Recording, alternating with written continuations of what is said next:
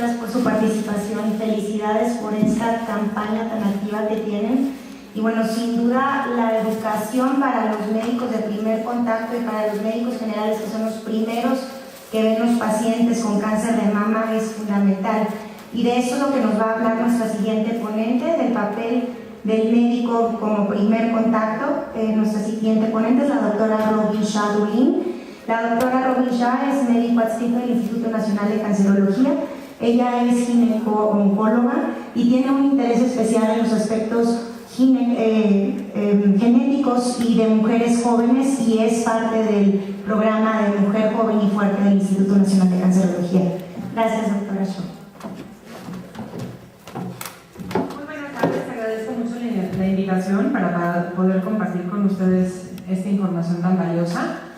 Entonces, bueno, como bien nos decía la doctora Villarreal, en esta siguiente charla vamos a abordar la importancia de la referencia oportuna y la importancia que esta tiene para lograr quizá un mejor pronóstico o una etapa clínica menos avanzada al momento de presentación.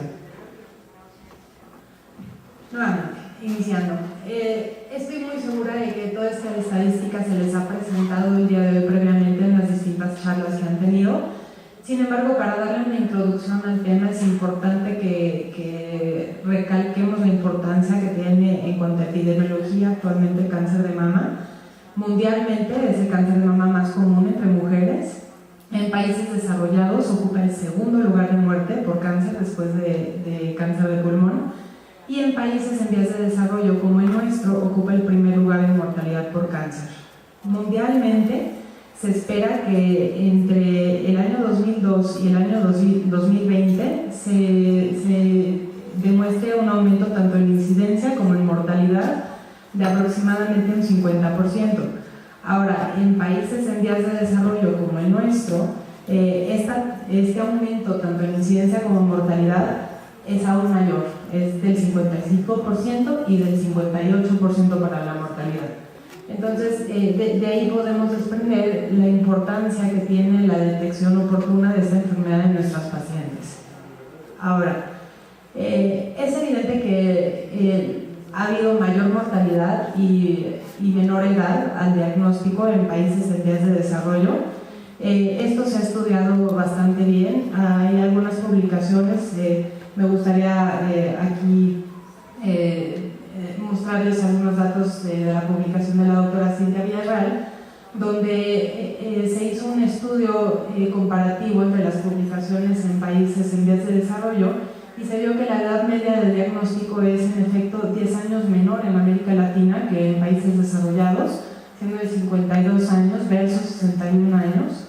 Y en América Latina tenemos una incidencia de cáncer de mama en mujeres menores de 44 años del 20%, una mortalidad en este mismo grupo etario del 20%, y esto pues es casi el doble de lo que se reporta en Norteamérica. Ahora, en países desarrollados han logrado año con año disminuir tanto las tasas de incidencia como la mortalidad. Sin embargo, esto no se ha emulado en nuestro país aún, ni en países en vías de desarrollo.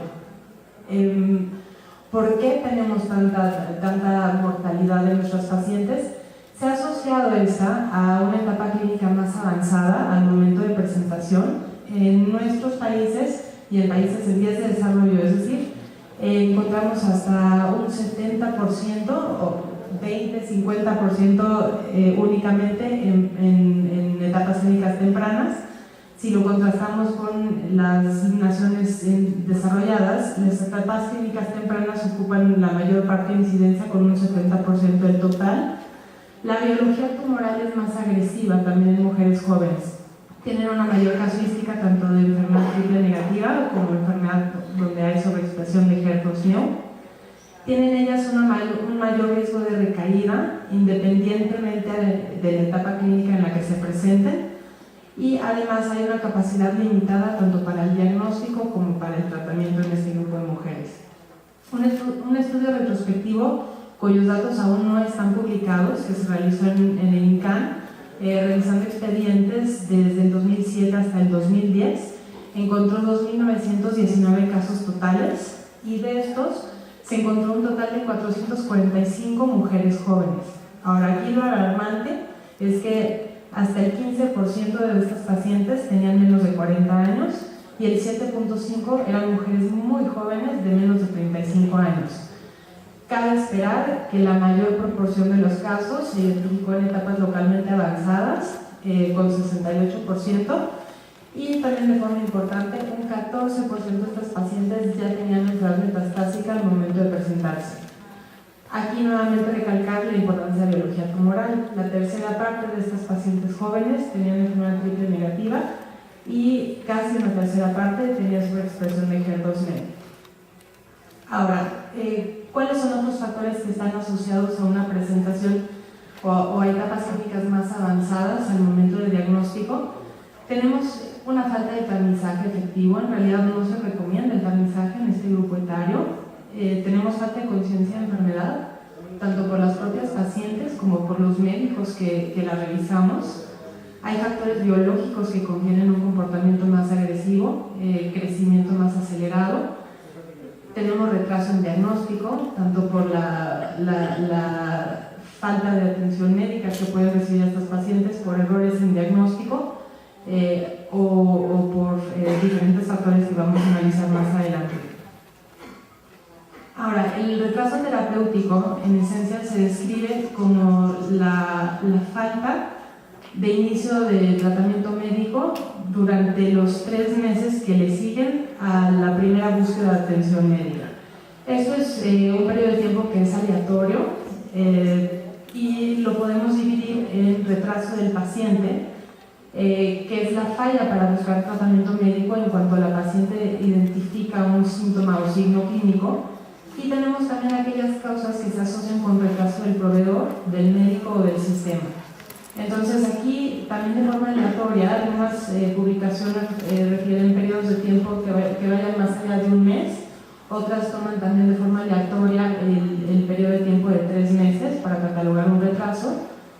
Y básicamente incluye aquellos retrasos en diagnóstico, retrasos en inicio de tratamiento específico, retrasos en la referencia a un hospital de segundo o tercer nivel donde las pacientes puedan ya iniciar un tratamiento y retraso intrahospitalario para iniciar un tratamiento.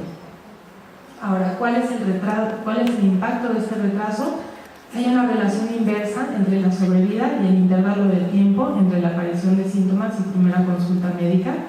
A mayor retraso, evidentemente, va a progresar la enfermedad. Tenemos etapas clínicas más avanzadas, tamaños tumorales más grandes y mayor afección de ganglios linfáticos regionales. Tenemos también, evidentemente, una asociación directa entre una menor calidad de vida. Las pacientes que se diagnostican con etapas clínicas más avanzadas tienen modalidades terapéuticas que son más agresivas, es decir, en vez de una cirugía conservadora, pueden ser llevadas a procedimientos quirúrgicos más radicales como mastectomía total o mastectomía radical modificada. Son pacientes que en ocasiones no pueden recibir una reconstrucción inmediata. Son pacientes que en esencia casi siempre van a recibir tratamiento sistémico con quimioterapia, además de o tratamiento con terapias blanco o con tratamiento hormonal.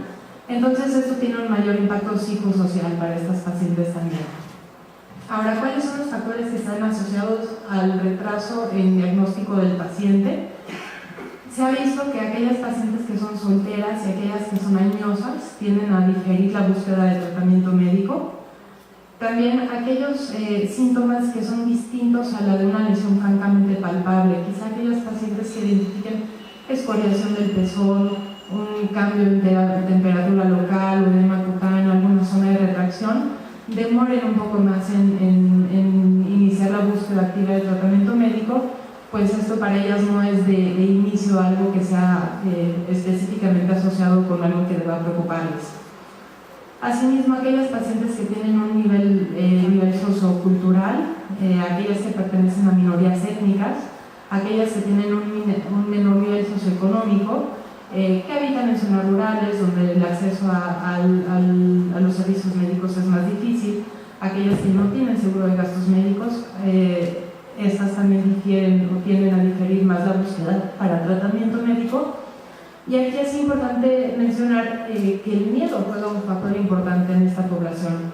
Hay sentimientos de fatalismo, las pacientes pues se sienten desahuciadas en cuanto sospechan que puedan tener cáncer, tienen temor a que se confirme esto, hay una etapa de negación, hay supresión de racionalización, tienen vergüenza al ser examinadas por el médico quizá, y también tienen una percepción de riesgo errada. Hay muchas pacientes que pueden percibir o autodetectar una lesión mamaria y pensar que posiblemente se trate de un quiste que se vaya a desvanecer o que se trate de una zona de fibrosis, o en pacientes jóvenes, pues que es muy común que piensen que tienen bolas de leche. Cualquiera que esté en contacto clínico con pacientes que tienen cáncer de mama ha escuchado esto.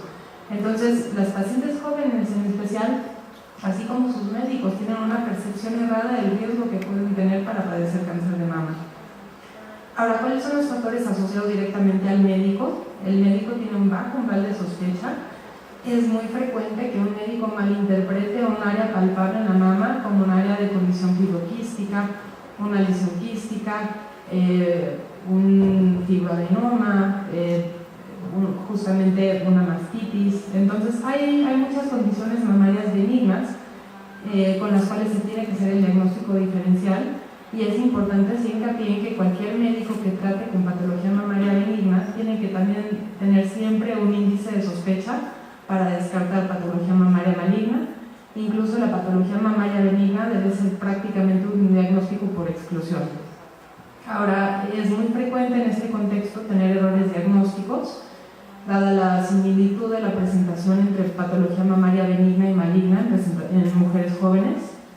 Tienen dificultad para reconocer sintomatología que no se asocia a una lesión palpable. Entonces hay muchas pacientes con cáncer de mama inflamatorio o con involucro cutáneo, con eritema, con aumento de temperatura local, con edema, que son tratadas de forma sostenida como mastitis. Entonces, bueno, otra cuestión aquí importante que ya se estaba mencionando previamente es no solo la calidad de la mastografía, sino la calidad de la interpretación de la misma. Todos hemos visto mastografías en las cuales es evidente a distancia una zona de microcalcificaciones pleomórficas asociadas a retracción, a aumentos en densidad, que se reportan como BRAF 2 o BRAF 3. Entonces, necesitamos pues ciertamente una mayor capacitación del personal que está tanto realizando como evaluando estos estudios. Ahora, aquí les voy a mencionar otro estudio muy interesante que se realizó en el Instituto Nacional de Nutrición Salvador Subirán en cuanto a los factores asociados al médico, y ellos encontraron que hay un conocimiento subóptimo entre los médicos residentes de medicina interna y los estudiantes acerca de las indicaciones de tamizaje en general, incluyendo tamizaje para cáncer de mama. Este cuestionario se aplicó a 451 residentes y estudiantes, y ellos tenían un promedio de conocimiento del 60%, siendo que en esta etapa de la formación el tamizaje pues es un tema en el que se hace mucho hincapié, es un tema de salud general. Es alarmante que únicamente el 60% de los estudiantes encuestados hayan tenido un conocimiento suficiente para aplicar vías de tamizaje. Ahora, ¿cuáles son los factores asociados al sistema? Pues justamente la baja sensibilidad y especificidad de estudio de imagen en pacientes jóvenes. Puede realizarse una mastografía en una mujer joven y tener un falso negativo, dada la densidad mamaria. Tenemos también falta de accesibilidad y estructura del sistema de salud local. Hay también mucha dificultad en cuanto a la referencia de pacientes, porque puede la paciente llegar a su centro de salud rural con una lesión palpable, y en realidad es alarmante el tiempo que ella tarda en ser referida y recibida desde su área rural hacia un centro en el que se pueda ya iniciar un tratamiento de tercer nivel o especializado. Puede pasar hasta un año en algunas ocasiones. Entonces esto es algo que definitivamente necesita cambiar en nuestro país. Asimismo, tenemos ausencia de programa de tamizaje en mujeres jóvenes. Incluso no existe una cultura de autoexploración mensual, como está recomendada en las guías nacionales e internacionales, y son muchas las mujeres que no reciben ni siquiera la exploración anual que se recomienda a partir de los 20 años, y ni se diga pues del tamizaje que necesita realizarse de forma activa en pacientes que tienen alteraciones genéticas, por ejemplo. Entonces, esto es algo que también se está quedando muy rezagado en este grupo específico de población. Ahora, entre las condiciones que pueden impactar entre el retraso terapéutico y la edad de presentación, definitivamente sí se ha encontrado que la edad más avanzada se ha visto asociada a un retraso asociado al paciente. Entonces, quizá en este grupo de población las pacientes tengan mayor temor a ser diagnosticadas, en donde en pacientes jóvenes el retraso terapéutico se asocia más bien a errores médicos. Se ha considerado casi siempre que la paciente es quien es responsable por la demora en su inicio de tratamiento médico.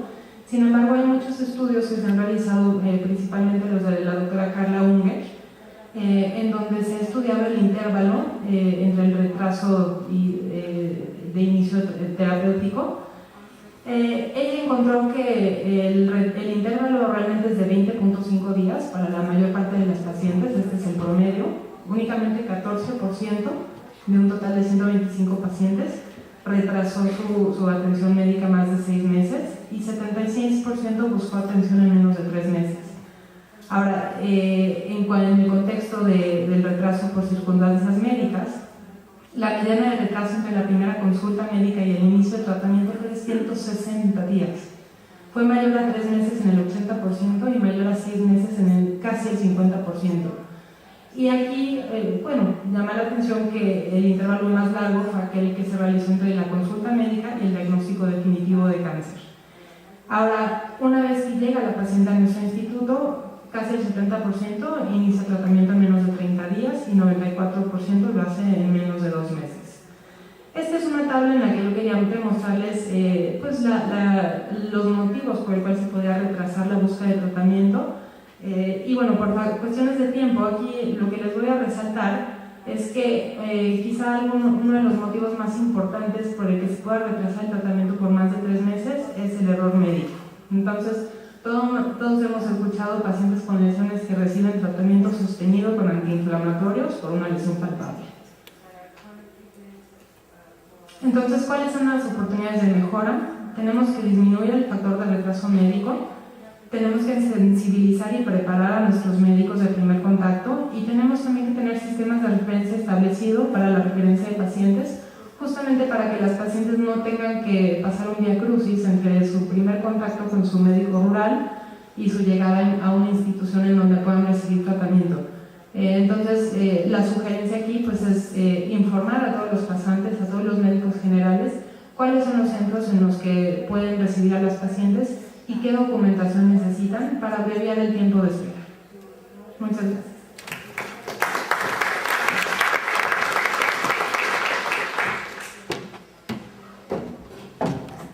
Muchísimas gracias, doctora Shaw, por esta plática, datos impresionantemente alarmantes. Y bueno, y estas estrategias que nos presentaron las doctoras de Jalisco, cómo embonan para intentar ampliar la educación a nuestros médicos y personal de primer contacto y que nos ayuden a disminuir estos tiempos de espera.